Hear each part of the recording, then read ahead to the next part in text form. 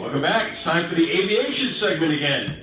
And to talk about a truly amazing story in aviation, let's give it up for Richard Kaplan. Thank you, thank you. The skies above us are clear. Good evening, Long Beach Island Park, my hometown, Massapequa Park. The skies above us are clear. We've just been cleared for takeoff, so let's fly.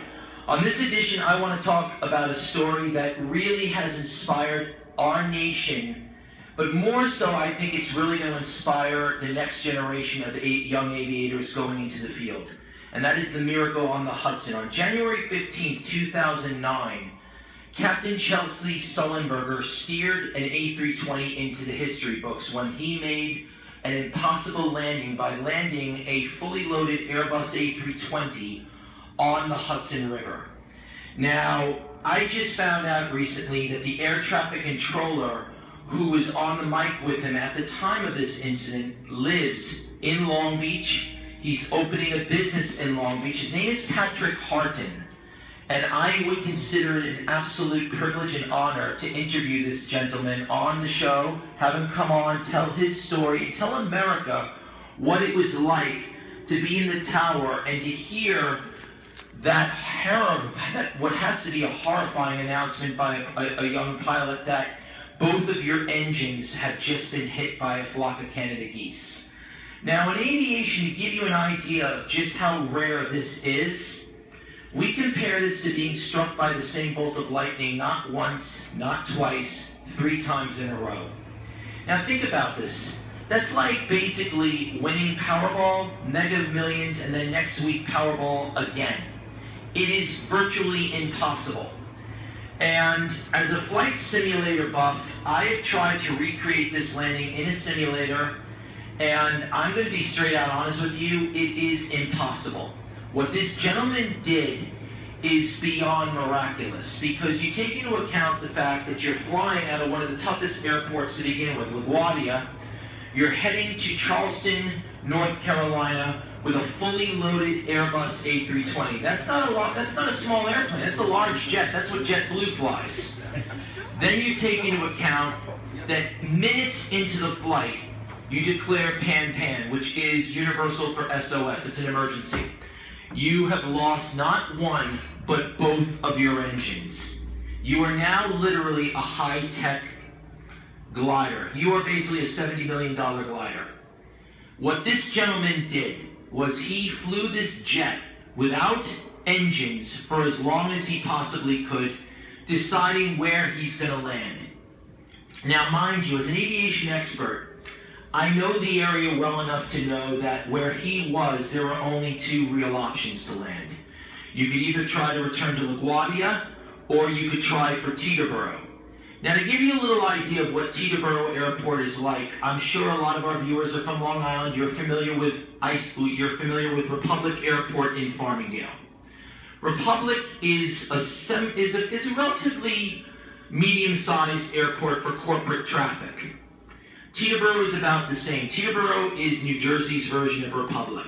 It is a very busy corporate aviation hub. It is the gateway to the Northeast for corporate jets. It is basically the JFK of corporate airports.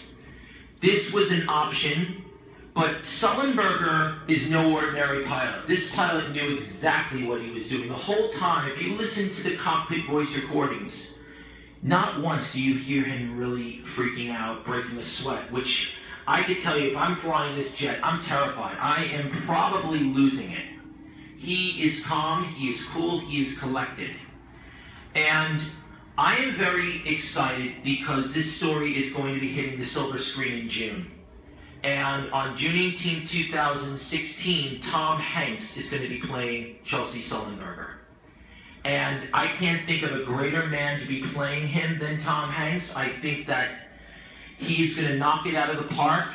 I think that it is going to be Oscar-worthy. I think that is, more importantly, it is going to make New Yorkers proud of their city.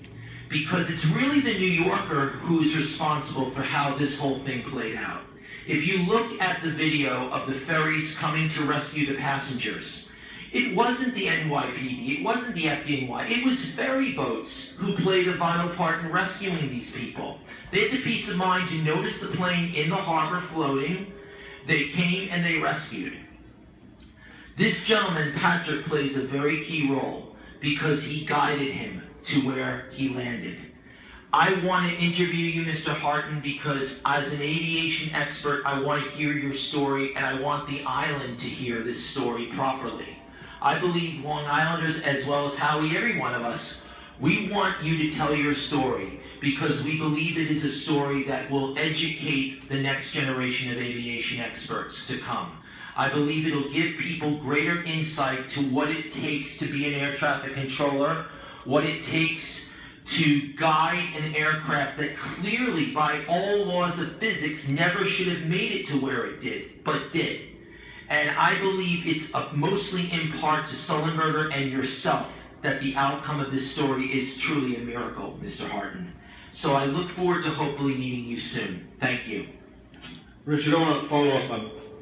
I called you and Rocco up last week, and I said that my idea was to have you guys work on doing a documentary about this and actually speaking to people involved.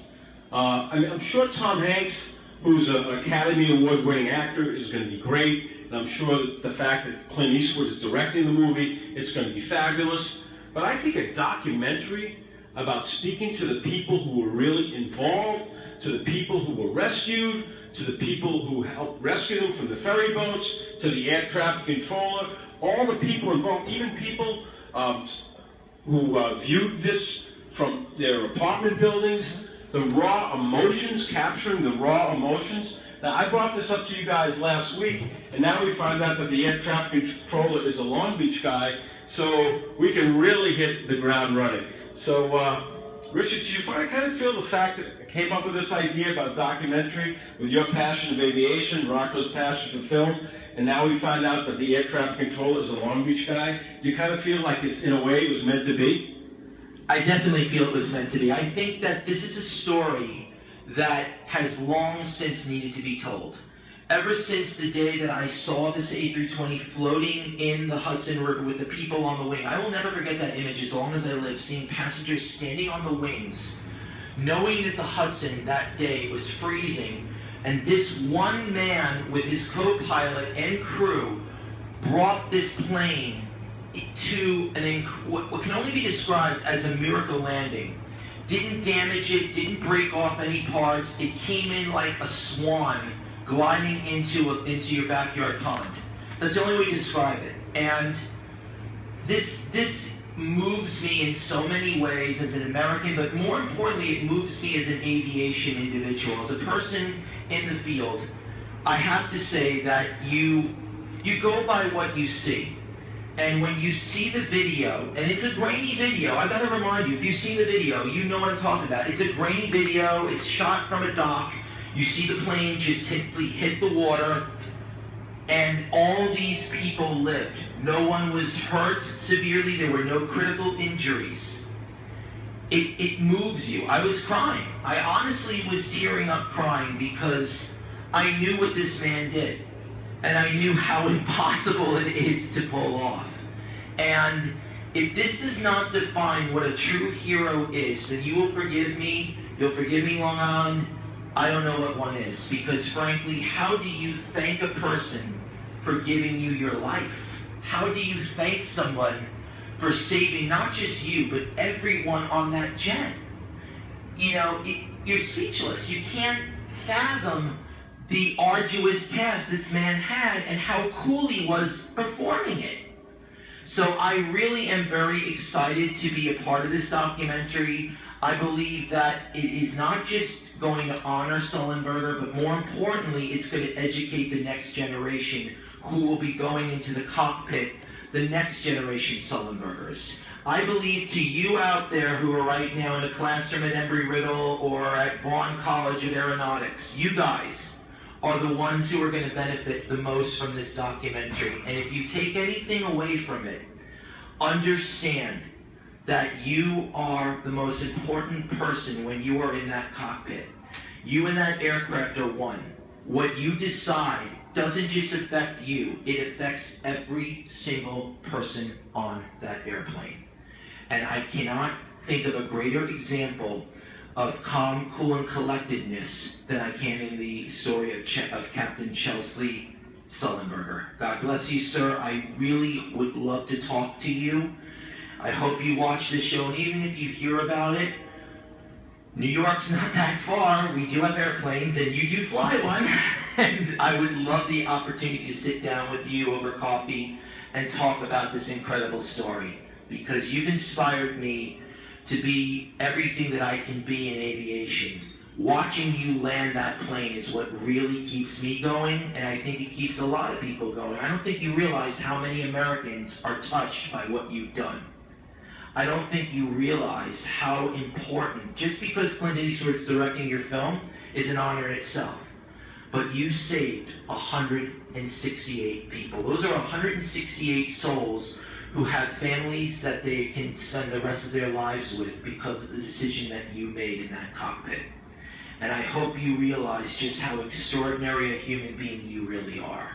Because honestly, sir, you're more than just a hero to me, you're an inspiration. You're the reason I do this segment, and I dedicate Cleared for Takeoff to you. Because on that day, you were cleared for takeoff, and you pulled it off flawlessly, Captain Sullenberger. God bless you. And on that note, the skies above us are clear, and you've just been cleared for takeoff. Hopefully next week, if all goes well, I'd like to interview Patrick Hart and myself. I look forward to meeting you, sir. Thank you. All right, great job, Rich Kaplan on aviation.